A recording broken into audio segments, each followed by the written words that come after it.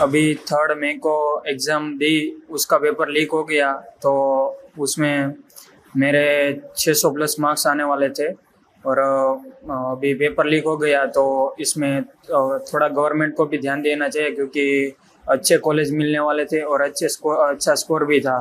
तो paper leak हो गया तो अभी थोड़ा टेंशन तो हो रहा है, लेकिन अभी तैयारी फिर से चालू कर दी है।